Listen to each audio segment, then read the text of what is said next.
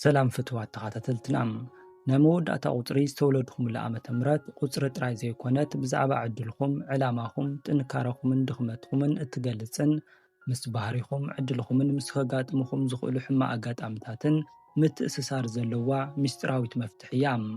ዝተወለድኩም ዓመተ ምህረት ናይ መወዳእታ ቁፅሪ ብዛዕባኩም እትገልጾ ነገር ምስ ሰማዕኩም ብዛዕባ ነብስኩም ብዝግባእ ንክትርድኡ ካብ ምሕጋዝ ብተወሳኺ ንምንታይ ሓደ ነገራት ብቐሊሉ ከም ትዕወቱ ንምንታይ ኸ ኣብ ካልኦት ነገራት ከም ትወድቁ ወይ እውን ከም ትፈሽሉ ንክትፈልጡ ክሕግዘኩም እዩ። ከምኡ እውን ኣብ ካልኦት ሰባት ዘለኩም ኣመለኻኽታ ንክትቕይሩን ድኽመትኩም ብምርዳእ ንነብስኩም ንምምሕያሽ ንክትፅዕሩን ትምህርቲ ክኾነኩም እዩ። ፍትዋት ተኸታተልትና ዝተወለድናሉ ዓመተ ምህረት ናይ መወዳእታ ቁፅሪ ካብ 0 ክሳብ 9 ኣብ ዘሎ ስለ ዝኾነ ሓደ ብሓደ ክንሪኦ ክንፍትን ኢና። ነገር ግን እቲ ዝተወለድኩም ዓመተ ምህረት ብቆፃፅራ ግእዝ ዘይኮነ ብናይ ጻዕዱ ኣቆፃፅራ ክትቕይርዎ ክንሕብረኩም ንፈቱ ሰናይ ምክትታል። ዝተወለድሉ ዓመተ ምህረት ናይ መወዳእታ ቁፅሪ 0 ዝኾኑ ሰባት ብዙሕ ግዜ ወዲቖም ክበሃሉ ዝለዓሉ ምርካብን ምስኣንን ብተደጋጋሚ ኣብ ሂወቶም ዘጋጥሞም ኣብ ሂወት ላዕልን ታሕትን ብተደጋጋሚ ዝርኡን እዮም። ልዑልን ዓሚቕ ክእለትን ዘለዎም ብምዃኖም ካብ ዝወደቕዎ ከመይ ክለዓሉ ከም ዝኽእሉ ዝፈልጡ እዮም።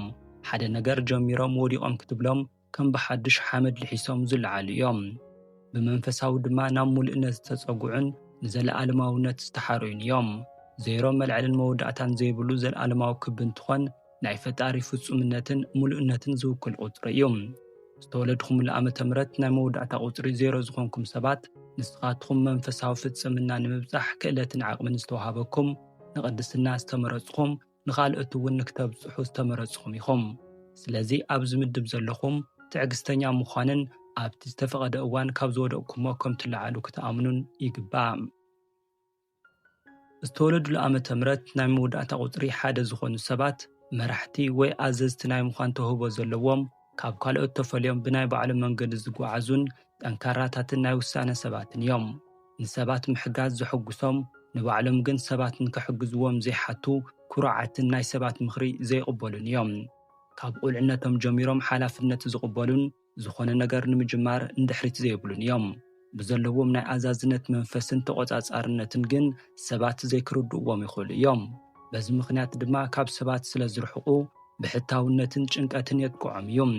ኣብ ሓደ ቁፅሪ ዝምደቡ ሰባት ነገራትን ክሳኽዐሎም እንተደልዮም ትዕግስቲ ምስ ሰባት ተሓባቢርካ ምስራሕን ንኻልኦት ዕድል መሃብን ምምኻርን ክመሃሩ ኣለዎም።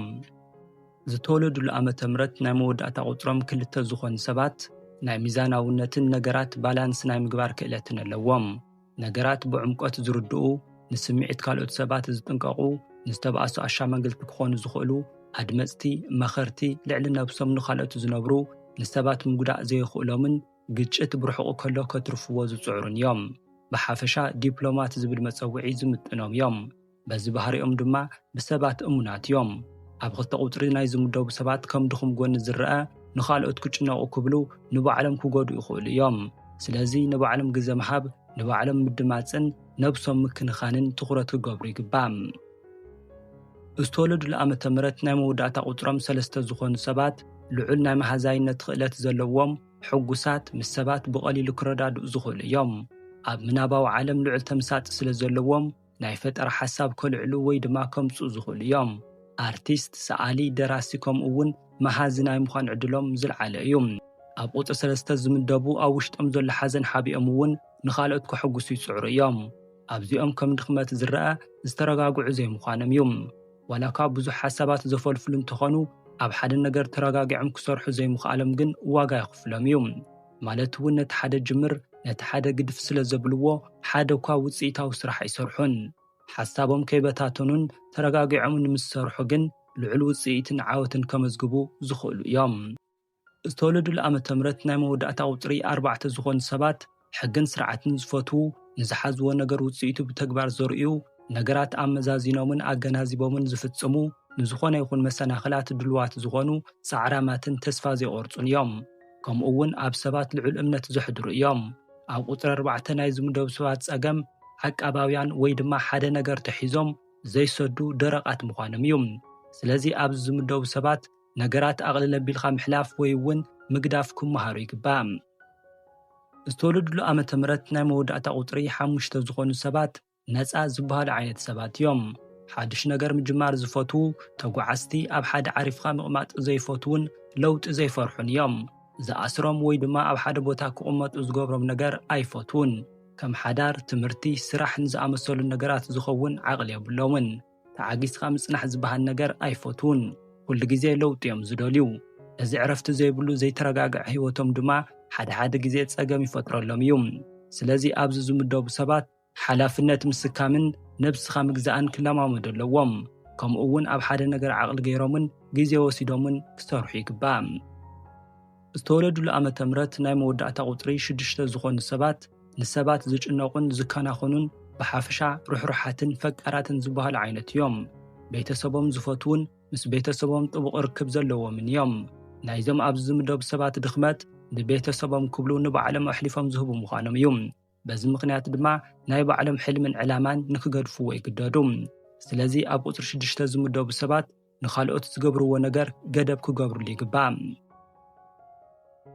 ዝተወለድሉ ዓመተ ምህረት ናይ መወዳእታ ቁፅሪ 7 ዝኾኑ ሰባት ብልሓተኛታት፣ ዝተረጋግዑ፣ ሻድሻይ ስምዒት ሕዋስ ዝበሃል ምስ መንፈሳዊ ስምዒት ዘራኽብ ክእለት ዘለዎም፣ ሕልመኛታት፣ እቲ ልክዕ ዝኾነ ነገር ንምርካብ ዝፅዕሩን ንብሕቶም ምዃን ዘሕጉሶምን እዮም።